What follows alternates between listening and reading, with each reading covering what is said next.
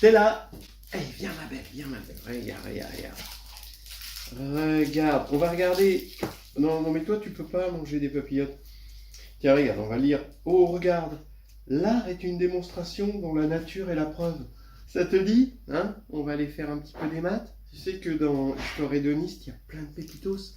Allez, on va regarder ça ensemble. Alors, on vient de voir une vidéo sur un exercice du chapitre 4 de Histoire hédoniste de groupe et de géométrie, tome 2. C'est un exercice de combinatoire sur le groupe symétrique, et ce qu'on a fait, c'est de chercher la moyenne du nombre de cycles dans la décomposition en cycle à support disjoint de SN, et pareil pour le nombre d'inversions. Donc ça, on l'a fait avec une méthode où on se contentait de calculer la moyenne. Là maintenant, on veut un peu plus, on veut aussi la variance. Et on va voir que là, c'est plus compliqué. On passe d'un exercice, on va dire 2 étoiles, à un exercice 3 étoiles quand même. On va d'ailleurs retrouver, avec cette méthode, en cherchant la variance, on va retrouver la moyenne. Donc finalement, ça fait que cet exercice-là, il est suffisant en soi. Alors, il nous faut un petit lemme. Vous allez voir, c'est un lemme très mignon pour calculer la moyenne et la variance à partir d'un polynôme. Alors, vous allez voir ça, soit S un ensemble fini, donc bon, je pense évidemment à Sn. Alors, il est muni de la probabilité uniforme, hein, d'accord? Et X, une variable aléatoire à valeur dans N. On va prendre P, le polynôme somme de AK, XK.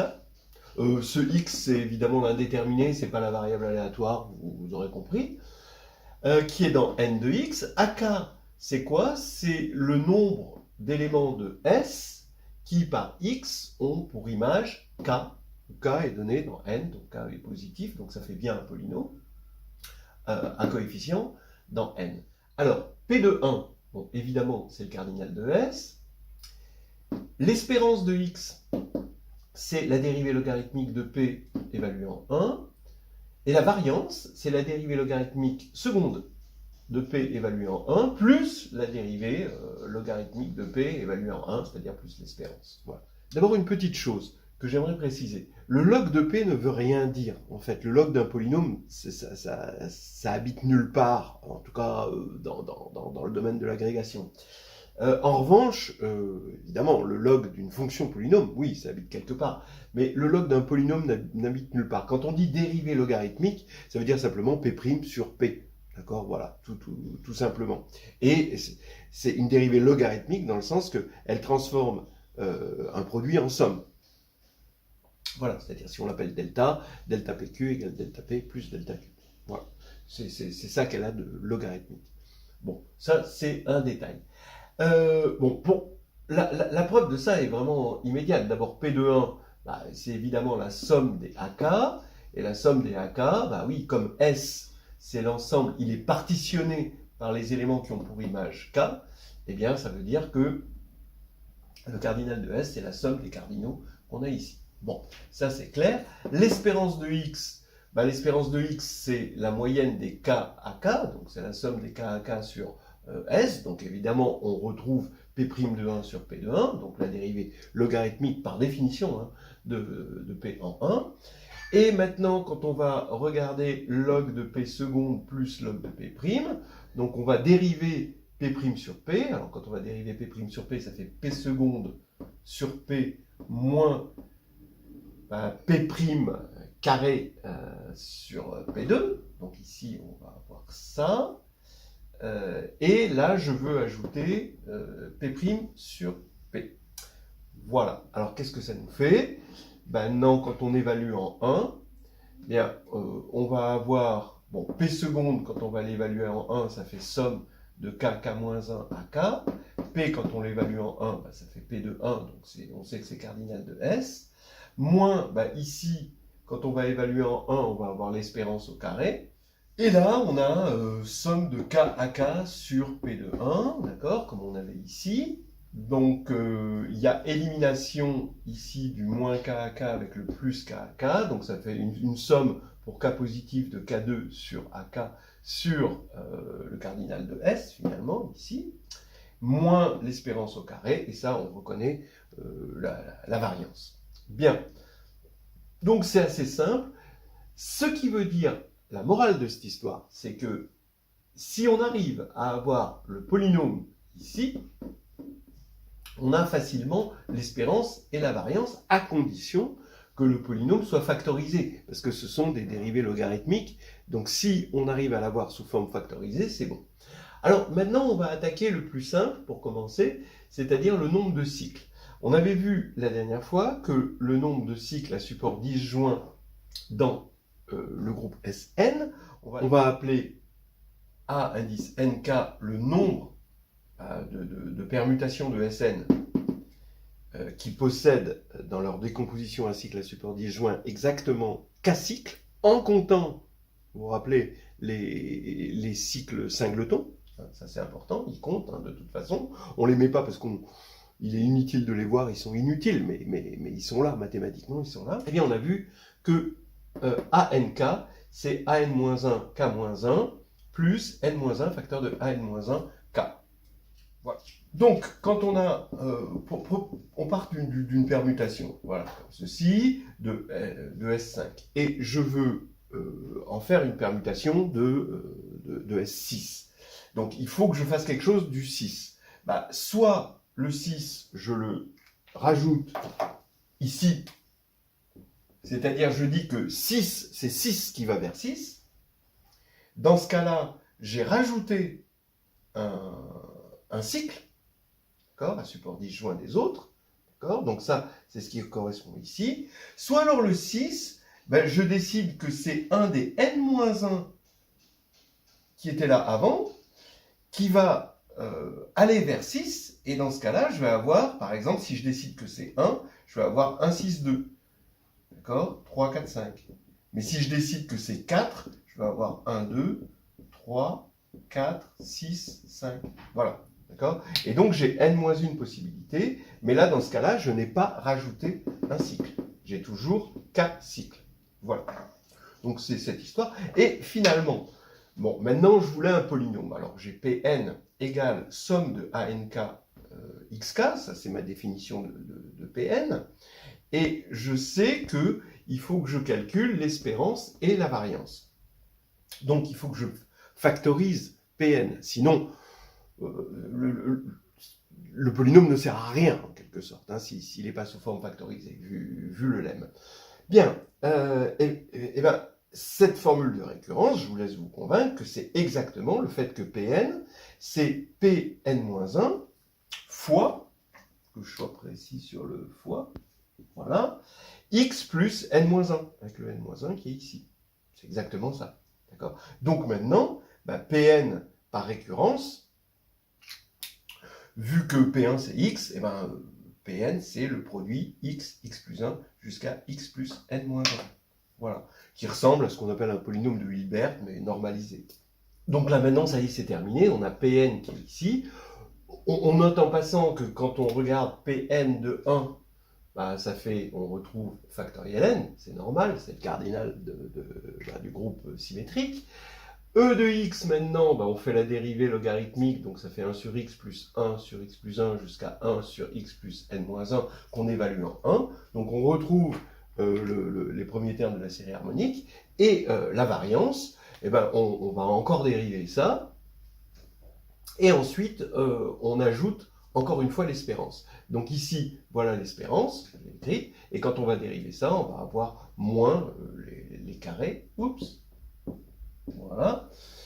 Donc j'ai mis le moins en facteur, et ça nous fait une variance qu'il aurait été peut-être difficile de trouver autrement. Bien, alors maintenant, on va attaquer quelque chose d'un petit peu plus solide, c'est le nombre d'inversions. Donc pareil, on va chercher le polynôme générateur finalement de la variable, on va factoriser le polynôme, et puis ensuite, il n'y aura plus qu'à récolter les fruits. Mais pour factoriser le polynôme, il va falloir passer par la géométrie et par un théorème de Brugger. Donc maintenant, on regarde le nombre d'inversions. Alors, je vais, dans un premier temps, avant d'attaquer le polynôme générateur du nombre d'inversions, je vais faire une remarque sur les matrices échelonnées réduites de type sigma, où sigma c'est permutation. Je dis que le nombre d'inversions, déjà, c'est le cardinal de 1 de sigma, quand sigma c'est une permutation, donc c'est l'ensemble des couples IJ avec I strictement inférieur à J, I et J sont entre 1 et N, hein, avec sigma de I strictement supérieur à sigma de J, donc sigma a inversé le sens des inégalités. Donc N de sigma, c'est son cardinal. Eh bien, je dis que N de sigma peut se réaliser matriciellement. C'est le nombre d'étoiles dans la matrice échelonnée réduite de type sigma. Alors, si vous avez oublié ce que c'est, d'abord, vous pouvez regarder dans déjà Nouvelles histoires hédonistes de groupés de géométrie, ou Histoire de groupés de géométrie, le tome 2 de 2015. Mais je vais vous donner quand même un exemple. Regardez. Donc là, on va prendre sigma de 1 égale 3, sigma de 2 égale 1, sigma de 3 égale 4, sigma de 4 égale 2. Bon, c'est un cas de cycle. On est dans S4. Hein. Et je vais regarder les matrices échelonnées réduites de type sigma. Ça veut dire que je vais d'abord faire comme si je mettais la matrice de permutation de sigma. Donc 1 va vers 3, 2 va vers 1, 3 va vers 4, et 4 va vers 2, d'accord? Mais au-dessus de chaque 1, je mets des étoiles, d'accord? Ici, là on est en haut. Ici, eh bien, je vais mettre une étoile au-dessus de chacun, sauf si à gauche, il y a un 1. Et ici, donc ici, je ne mets pas d'étoile parce qu'à gauche, il y a un 1. Et là, ici, il y a un 1 à gauche, donc là, il y a des zéros. Donc finalement, le nombre d'étoiles ici, c'est 3. Et on peut vérifier qu'effectivement, il y a exactement 3 inversions dans sigma. Les voici. Donc 1, 2 est transformé en 3, 1. 1, 4 est transformé en 3, 2. Donc il y a inversion, et 3, 4 est transformé en 4, 2. Et les autres, par exemple 1, 3 va être transformé en 3, 4.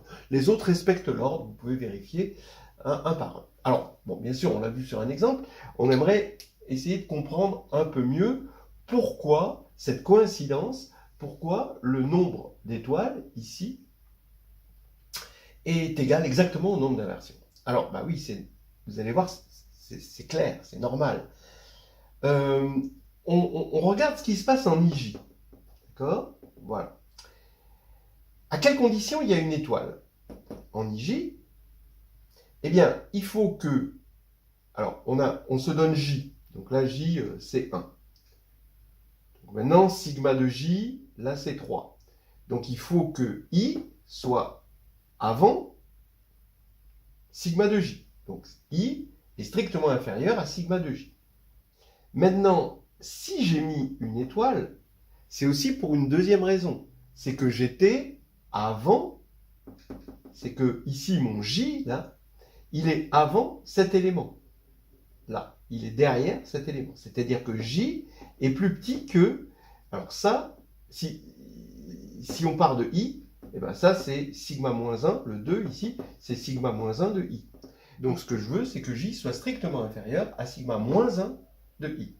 Voilà. Donc c'est les deux conditions qui sont remplies pour avoir une étoile. Maintenant, on va analyser ces deux conditions. Je vais simplement poser K égale sigma moins 1 de I. D'accord? Donc ça veut dire que I, c'est sigma de K. Donc j'ai sigma de K qui est strictement inférieur à sigma de J, et J qui est strictement inférieur à K. Oui, c'est exactement l'inversion, d'accord, dont on parle. Donc finalement, le nombre d'étoiles est bien égal au nombre d'inversions. Voilà.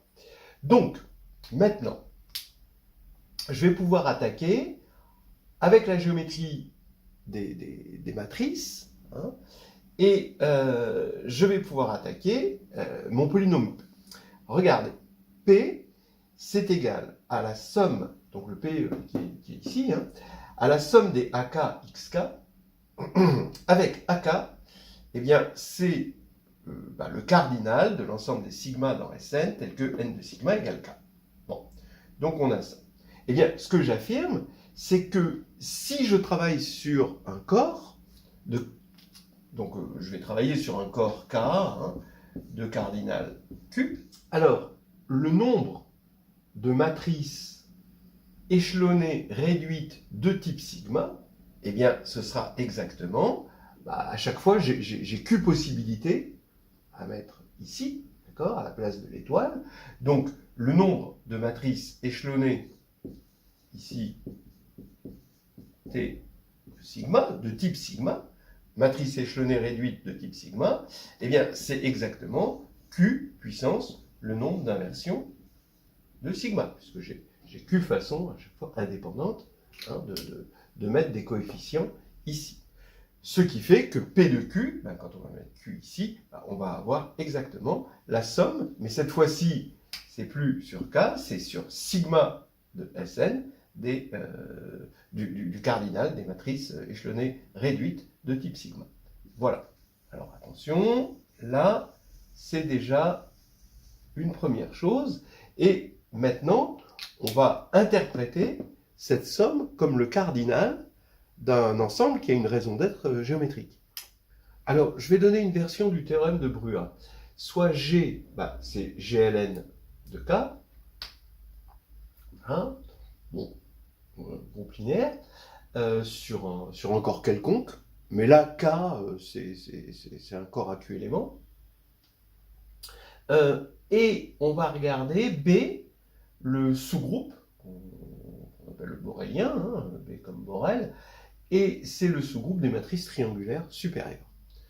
Voilà. Alors bien sûr, comme il est dans G, j'ai mis des étoiles, mais ces étoiles, ça veut dire que c'est juste des éléments non nuls, et là, c'est quartier libre. Là, c'est 0, non nul et quartier libre. Le théorème de Brua dit que on va regarder les classes modulo B, voilà, et pour chaque classe modulo B, donc j'ai un G bar dans G sur B, alors ce qui fait sens, hein, G c'est un groupe, B c'est un sous-groupe, voilà, eh bien G bar possède un unique représentant qui soit une matrice échelonnée réduite de type sigma pour un sigma unique.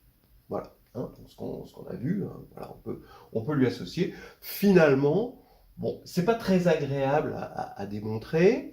Vous pouvez le trouver dans le chapitre 1 de H2G2, le tome 2. Vous pouvez le voir dans le Naïm-Testar aussi, qui est une bonne référence. Mais dans le fond, c'est juste du pivot de Gauss, mais du pivot de Gauss sur les colonnes au lieu d'être sur les lignes. Voilà, où on joue sur les colonnes, mais on fait une récurrence sur les colonnes. On commence par travailler, on prend G, et on cherche un représentant de ce type-là. Et en fait, on regarde déjà le premier vecteur, ensuite on regarde les deux premiers vecteurs, on essaie de jouer sur les colonnes des deux premiers vecteurs, puis les trois, etc. etc. Voilà, on regarde ça de façon drapeau, on regarde le drapeau associé à G. Donc je vous laisse regarder un petit peu ce théorème, en tout cas vous pouvez l'admettre, et ce qui veut dire que P de Q maintenant, eh ben ça va être, puisqu'il y a un représentant par classe, eh bien c'est exactement le cardinal de G sur B. Voilà. C'est magnifique. Donc P de Q, c'est le cardinal de G sur B. Est-ce que ça va nous aider à factoriser P? La réponse est oui. Parce que le cardinal de G sur B, c'est le cardinal de G quotienté par le cardinal de B. Et cardinal de G, c'est le nombre de bases, on connaît, c'est Qn-1, facteur de Qn-Q, jusqu'à Qn-1. Et le cardinal de B, ici on n'a que des zéros, hein, de toute façon. Là, on a Q possibilités sur ce triangle, donc n-1 sur 2, parce que c'est une matrice nn. Et ici, on a, sur la diagonale, on est obligé d'avoir des éléments différents de 0, donc on enlève 0, donc ça fait Q-1 puissance n. Donc voilà, il n'y a plus qu'à factoriser, étant donné que des cardinaux possibles, il y en a une infinité, si j'arrive à factoriser pour P de Q, j'arriverai à factoriser le polynôme pour tout x. Et là, on attaque, il n'y a plus qu'à attaquer des petits calculs. Donc, je reprends ici, hein, c'est de là où on était parti. Donc le cardinal du groupe linéaire sur le cardinal du Borel, des matrices triangulaires. Et maintenant, ben, ici, on va mettre à chaque fois Q en facteur. Donc, ça va faire Q puissance 1, Q puissance 2, jusqu'à Q puissance n-1. Donc, ça va faire 1 plus 2 jusqu'à n-1. Donc, ça fait ça. Et il va y avoir élimination des puissances de Q. Il va rester les quotients. Donc, comme là, il y a n facteurs et là, il y a Q-1 puissance n, ben, je peux distribuer. J'ai Q puissance n-1 sur Q-1, Q puissance n-1 sur Q-1, etc. Et ça y est, j'ai ma factorisation, P de Q. On reconnaît la série géométrique ici. Et donc, c'est un produit de série géométrique. Voilà. Donc, ça y est, j'ai une belle factorisation. Et je peux maintenant, bon, alors bien sûr, puisque c'est vrai pour une infinité de nombres, parce que Q, ça peut être pris pour les nombres premiers, par exemple, ou des puissances de nombres premiers, eh bien, j'ai une factorisation du polynôme comme ceci. Maintenant, je regarde juste, maintenant, puisque je vais prendre des dérivées logarithmiques, je vais faire la somme, d'accord, de tout ce que j'aurais obtenu dans ma factorisation. Donc, il suffit que je regarde QK, donc juste un des facteurs, pour K allant évidemment de 2 à N. Donc, quand je vais faire la dérivée logarithmique de QK en 1, je vais avoir les sommes je vais avoir une série arithmétique au numérateur et K au dénominateur. Donc, je vais avoir K-1 sur 2 au numérateur et K au dénominateur. Donc, ça va faire ça. Donc, l'espérance, ça va être la somme de tous ces... Pour K allant de 1 à N. Donc, ça va faire bien n-1 sur 4, ce qu'on avait trouvé dans la vidéo précédente. Voilà. Et maintenant, quand on fait la dérivée seconde, là, bon, un petit peu plus de calcul, c'est-à-dire qu'il faut dériver une première fois, hein, et puis ensuite une deuxième fois. On va voir arriver des K, facteurs de K-1. Et au dénominateur, on va avoir des carrés, donc il va y avoir une simplification, et on va avoir 1 demi de K-1 sur K. Et on va avoir un signe moins, donc ici moins 1 demi de K-1 sur K. Voilà, c'est ce qu'on a assez facilement. Et ici, bon, j'épargne les calculs un petit peu, un minimum. Hein. Et ici, ça va faire 1 demi de 1 sur K moins 1. Voilà. Maintenant, il faut que j'ajoute ça de K égale 1 à N. Et je vais avoir ma variance avec cette formule-là. Donc, quand je vais avoir la dérivée seconde ici, qui serait la somme de toutes les dérivées secondes évaluées en 1. Donc je vais avoir 1 demi de, ici je vais retrouver ma série harmonique, Hn, moins n, ici, et il faut que j'ajoute encore l'espérance, c'est-à-dire n-1 sur 4 qu'on a calculé tout à l'heure. Donc globalement, c'est 1 demi, la variance du nombre d'inversions, c'est 1 demi de la suite harmonique, plus n-3 sur 4. Voilà, alors à vous d'en faire ce que vous voulez. It's a free country. Hop, allez, non, c'est moi qui mange. Ça lui fait pas du bien. Allez, viens.